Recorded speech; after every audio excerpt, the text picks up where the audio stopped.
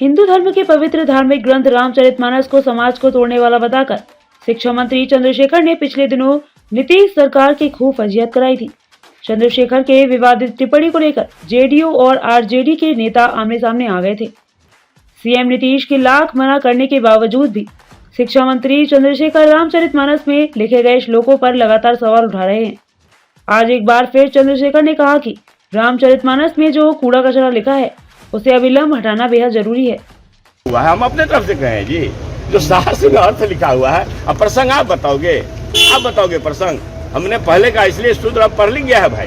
Sir ये पढ़ने आता है, जब नहीं पढ़ने आता था, जब पढ़ाई वंचित था, बाबा साहब अम्बेडकर का आशीर्वाद कृपा महात्मा फूले पेरियार लोहिया जी का है कि भाई जो आचार्य नरेंद्र देव जेबी कृतानी और क्या कहते हैं पंडित मधुलिमा का बीपी सिंह साहब, हमारा ये कहना है कि अगर शूद्र आज के तारीख में पढ़ लिख गया है, हजारों साल पहले उनको पढ़ने का मना था भाई। तब तो नहीं पढ़ता था, सुना काली को भी अपना समझा कि मेरे लिए सम्मान है, आशीर्वाद है। लेकिन जब पढ़ लिख गया है, शास्त्र का अर्थ समझ सकता है, हिंदी अंग्रेजी पढ़ सकता है, संस्कृत को पढ़ सकता है।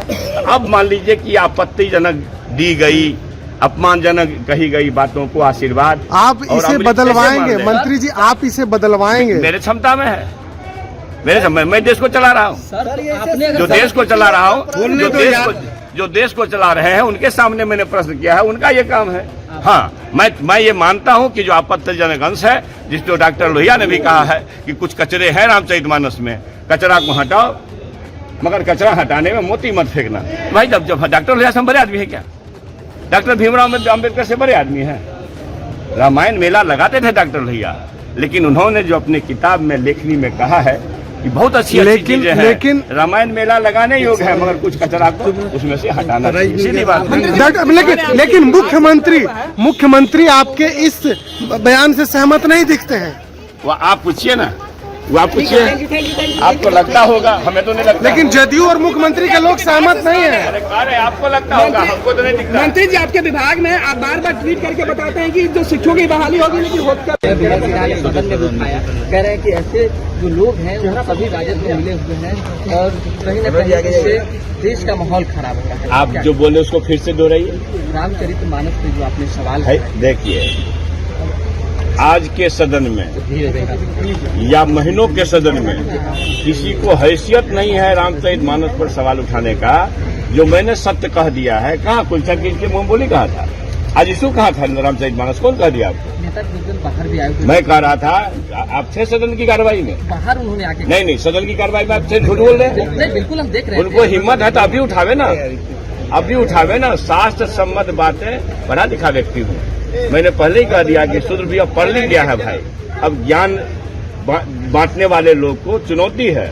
जो मैंने सवाल किया उसका अर्थ रामचरितमानस में जो लिखा हुआ है उसको पढ़ के देखो ना। फिर मैं तो अभी एक दो बोला हूँ ना, दर्जनों बाकी है, समय आएगा। हैसियत है तो विधानसभा में उठावे ना, हम जवाब देंगे। इसकी जरूरत क्या है मंत्री जी? मैंने कहा कि आप नहीं थे, दर्शक विभाग में थे, आपके मित्र होंगे, आपके और भी लोग होंगे, कम से कम वो तो रामचरितमानस के हमारे द्वारा कही गई बात को असत्य कह देना, या हिम्मत करेगा तो बात फिर देश में जाएगी। क्या बात करते हैं? आपको लगता है? नहीं, कमाल है मंगलम जी, अब इतना दिन के बाद भी आपको लग रहा है विपक्ष की आवाज बंद करने की। मैं तो एक दो सत्य कहा हूँ, दर्जनों बाकी है। नहीं, आपको लगता है कि इसकी जरूरत है, इसको कहने की जरूरत है, ये लग रहा है आपको? मैं ये कह रहा हूँ कि जिसको डॉक्टर राम मनोहर लोहिया ने कहा, जिसको नागार्जुन साहब ने कहा, हमसे ज्यादा पढ़े लिखे व्यक्ति है ना, हम महापुरुष हैं। जिस बात को भाई रामचरितमानस में कई हजारों श्लोक हैं और दर्जनों में गड़बड़ी है, हजारों श्लोक में दर्जनें गड़बड़ी है, इसी को तो एलिमिनेट करने की बात हो रही है। और वो जो आपत्तिजनक है उसी को मैंने रेखांकित किया है। लेकिन मैंने कहा, आपने गलत कहा। आप कौन सा चैनल चाहते हो भाई? अच्छा, एक मंत्री जी, अरे आप कलम इंडिया से हैं, आप चैनल की बात कलम कर रहे हैं, आप बाहर सर, मेरी बात सुनिए, बाहर नहीं थे आप, अंदर क्यों नहीं थे? अंदर में आपसे सीखने लगे हम हिंदी, आपसे सबको सबसे आप समझिए ना भाई, सबको आप देखो ना, एक जगह तारत का क्या अर्थ है? मारना। तो ही हुआ तारना का मतलब मारना।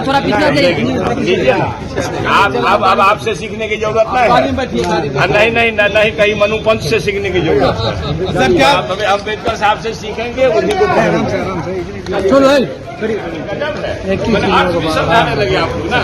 लगता है आप लोग अज्ञानी है और समझने भी आता है। दो हो ही सकती है, आज दो हो सकती है। गलत बात। मैंने आपको रामचरितमानस में लिखे गए अर्थ को बताया। रामचरितमानस का अर्थ है इसमें ना, अलग का अनर्थ नहीं ना है। रुक जाइए, ये देखिए तो मैं लिखा हूँ क्या? रामचरितमानस पेज संख्या 666 दोहा नंबर 1। आप पढ़िए। सापत तारत परुष कहंता विप्र पूजा से गावही संता पूजा विप्रशील गुणहीना शूद्र न गुणगन ज्ञान परिवीना। अभी एक पढ़ा हूँ ना, दर्जनों बाकी है। अभी देख लो। ठीक है। एजेंडा है देखिए, बात में एजेंडा क्या है भाई? अपमान, जाति के नाम पर अपमान बंद करो, जेंडर के नाम पर अपमान बंद करो, यही है एजेंडा। ठीक है। नहीं आपने फिर आपको लगता है कचरा, आपने कहा, मैंने कहा है कि डॉक्टर लोहिया ने कहा है, मैं क्यों कहूँ? हम तो जो हमारे रेलिवेंसी क्या है मंत्री जी? क्या रेलिवेंसी है? जो महापुरुष के हैं उसी के लिखी हुई बात को मैं पढ़ा। नहीं, पिछले 1 माह से जो आप रामचरितमानस के आपको एक महीना लग रहा होगा, मैं 28 वर्ष से पढ़ रहा हूँ।